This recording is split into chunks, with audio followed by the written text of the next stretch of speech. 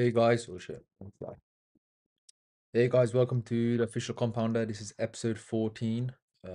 Is it episode 14? Is it 15? Check.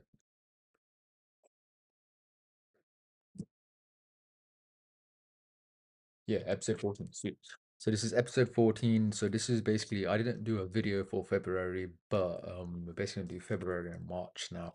And also we're gonna do a Q1 review of 2026 because 20 Q1 of 2026 is done. So brightness up, let's brightness down. Yeah. So just to confirm, my Instagram, X, Twitter is ocompounder. So that's orangutan compounder. So please like, subscribe if you want. Like it'll help. Don't need to, but yeah, it's cool. So yeah, just to confirm, we're not doing live, so there's no real money. I'm doing two FDMO accounts, and now I'm also added on a 5%ers account as well. So yeah, we're racking up the accounts, and let's just see where it takes us. So jumping on to the next slide. In February.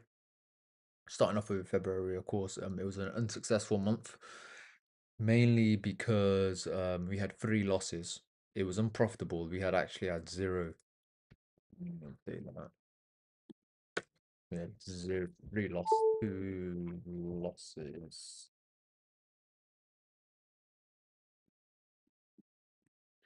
Okay, add that. Yeah, so we basically had two losses. February wasn't really a good month. Well,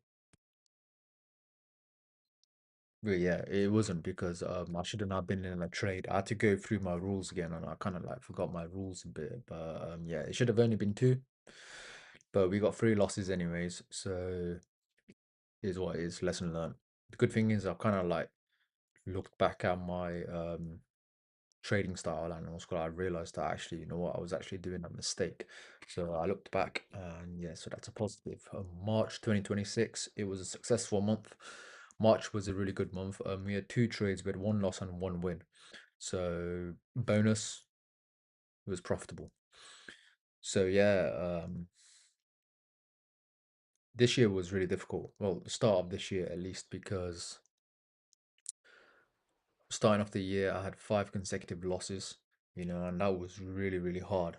So this year I've only had five losses and one win. So we haven't started off great, but we'll see where it takes us at the end of the day. So if we jump into, in fact, let's just jump into, where is it?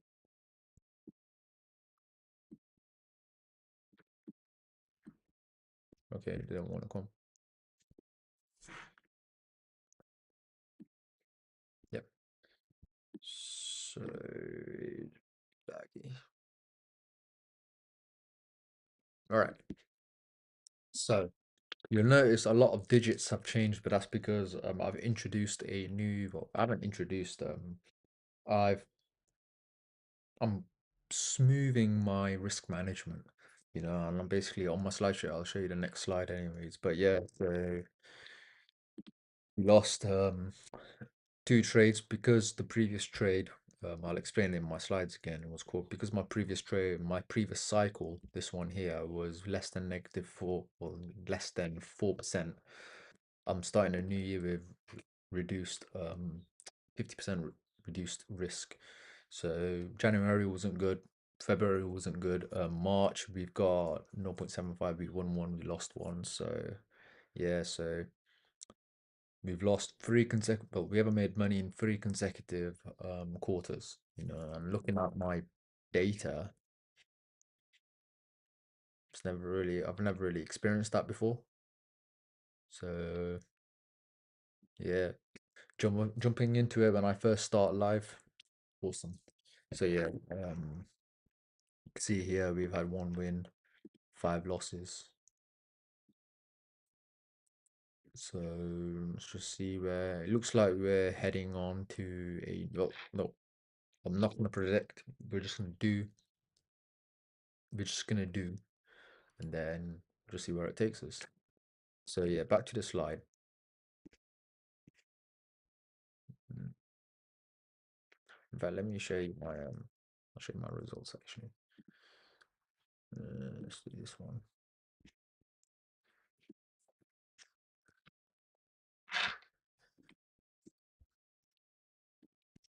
So last month. So this is this month's. So this was March. Forget that. That's just so I can make sure that my accounts are active. So we made basically 500 quid, and then last month was, like I said, we should have only been in one trade. No, two, I meant. But lesson learned is what it is. So just exit that.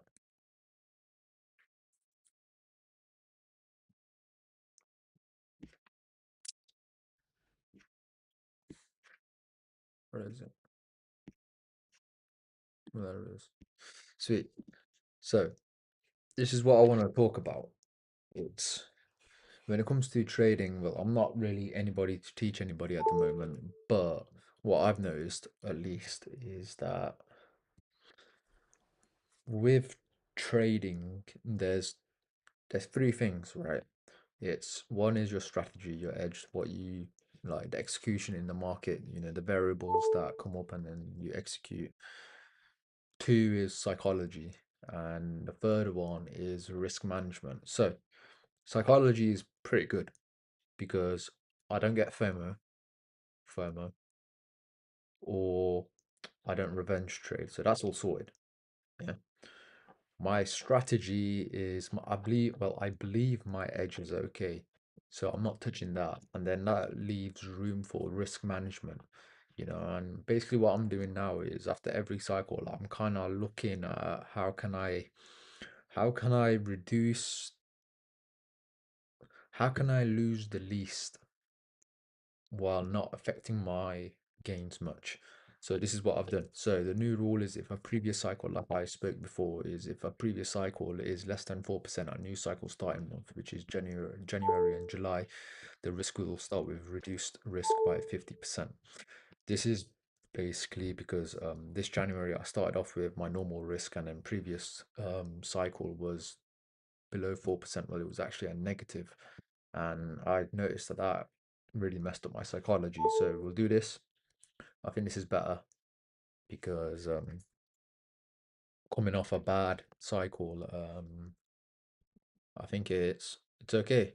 So just to confirm, risk will not go back to 100% until unrealized profits for the months is above, well, equal to or above 2%. Why does my brightness keep going down? Stop going down.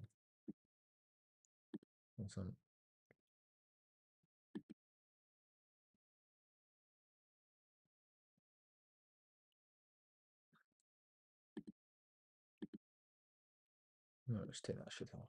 There they are. So if the risk is 50%, so for example, if we have a previous cycle that is less than 4%, or we manage to hit a losing month for the first month of the cycle, then risk is reduced to 50%, right? So, but when June and September, it's happening again, my brightness keeps jumping, which is really, really odd.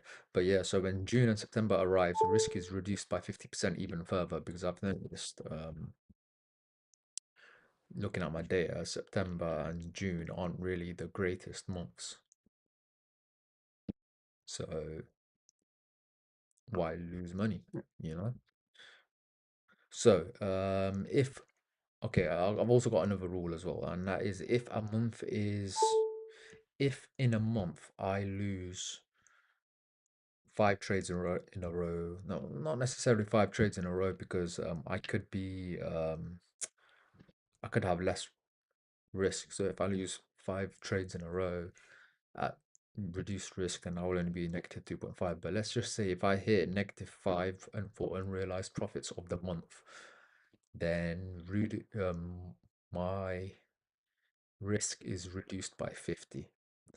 So this is a lot of thinking to do, a lot of like mental processing to think, because like I'm always trying to figure out how do I better this system? How do I better this system? How do I better the system? Because I've noticed that during periods this strategy does not do so well, and at the end of the day, it's either I stop doing it. If I don't want to lose, it's either I stop completely or I figure out a way to reduce my losses, and I've noticed it's not necessarily changing the strategy itself. I mean, the edge, the variables that I see in the market, it's to do with the risk management, it's to do with the data that I've collected and finding little discrepancies or like little patterns where I can reduce it.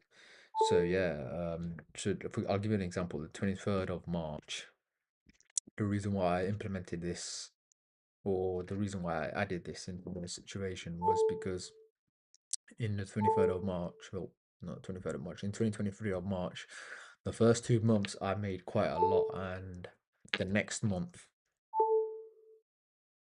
like in March, it was a really bad month, and if I hadn't have reduced my risk, then basically all of that 8% that I would have gained in pretty much my first 2 months, I would have basically lost it in the rest of the cycle.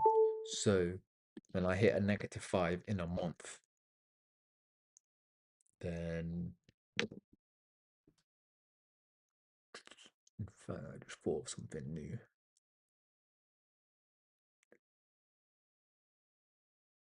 Yeah. So basically, let's say if I'm 10% up, right, and then if the next month I hit -5, I'm gonna reduce risk because I want to protect as much as I possibly can, just in case that month is or 2 months or 3 months are the only profitable months of that cycle. When I trade based on cycles. So Q1 and Q2 is one cycle, Q3 and Q4 is one cycle. So it's like mini years for trading. So this is what I've decided to do. Maybe in the future, I'll see like spot more stuff that I can like improve. But at the moment, this is all it is, and this is what I've been thinking about. This is why I didn't do February because I was like just constantly thinking, how can I fix this idea, or not necessarily how to fix it, but how to make it better. So yeah, 3 consecutive losing months. But at the end of the day, like -1.25, negative no, -0.25, -1.25, like as long as they are under I know I got -3.5 here. Um, but again, that was because that would have been less if it wasn't for the previous cycle. This is why I implemented this. But I have had losing cycles, but as long as the losing quarters are not like above 5%, 4 5%, and I'm completely fine because when my strategy does work, it does return good numbers. So Q1's done of 2026. It's fast. So yeah, let's see where Q2 takes us. I'm not gonna do monthly reviews anymore.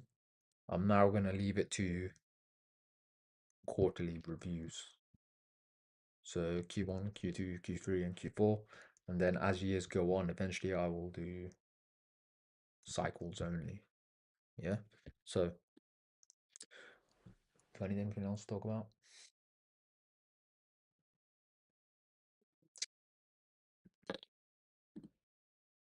Oh yeah, this is I also put this as well. So smoothing the tool. Two phrases: sharpening the edge, the variables you see like there for the execution in the market, and also sharpening the risk management. And I think that's what a lot of people miss on. But who am I to tell? I'm not profitable yet. So this is the official compound episode 14, February March plus Q1 review 2026. I'm doing FTMO, two FTMO accounts and a 5 percenters account.